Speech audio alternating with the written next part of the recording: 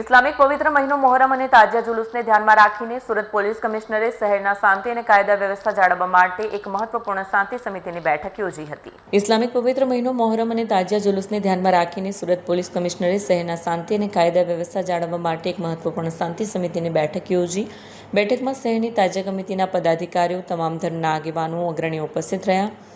Police વિભાગના વરિષ્ઠ અધિકારીઓએ પણ બેઠકમાં ભાગ લીધો હતો।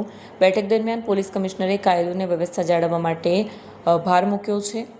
શાંતિપૂર્ણ વાતાવરણ માટે પરસ્પર સંવાદ અને સહિષ્ણુતા જાળવવી, તાજિયા વિસર્જન સ્થળો પર ટ્રાફિક વ્યવસ્થા અને સુરક્ષા ગોઠવી દેવાઈ છે। બેઠકમાં તમામ સમુદાયના આગેવાનોએ પોલીસને સહકાર આપવાની ખાતરી કરી છે।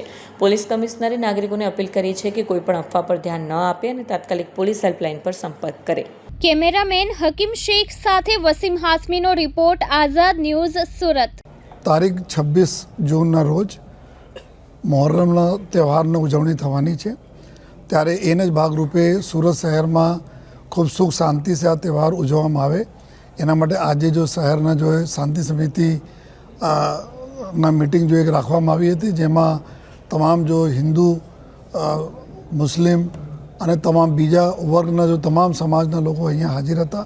અમારા તમામ અધિકારીઓ હાજર રહીને એકબીજા સાથે સારા કોઓર્ડિનેટ કરીને જોઈએ કોઈ તકલીફ નહીં પડે અને ખૂબ સૌહાર્દપૂર્ણ વાતાવરણમાં આ તહેવાર પૂર્ણ થાય જોઈએ એની સમગ્ર જો ચર્ચાઓ કરવામાં આવી જોઈએ। અને પોલીસ તરફથી બી ખાતરી આપવામાં આવી છે કે પોલીસ 100% સહયોગ કરશે, આયોજકોને કરશે જોઈએ, તહેવાર સારી રીતે ઉજવવામાં કરશે। અને આયોજકો તરફથી, આગેવાનો તરફથી બી ખૂબ આપણને ખાતરી મળી છે કે કોઈ પણ કચાશ આ લોકો બી નહીં રાખશે પોલીસને મદદ કરવામાં, જેથી કે આપણા શહેરમાં જો સુરત શહેર સૌથી ઝડપથી વિકસતું શહેર છે એના મુખ્ય કારણ છે કે અહીંયાના ખૂબ સરસ કાયદાના વ્યવસ્થા તો આ જાળવવામાં પબ્લિક અને પોલીસ બંને મળીને જો આ કામ કરી રહી છે, કરશે પણ જોઈએ, જેથી આપણે સુરત શહેરમાં આવનાર 3-4 મહિનાઓમાં જો ઘણા બધા જો તહેવારો આવે છે ખૂબ સારી રીતે શાંતિપૂર્ણ રીતે પૂર્ણ થાય છે।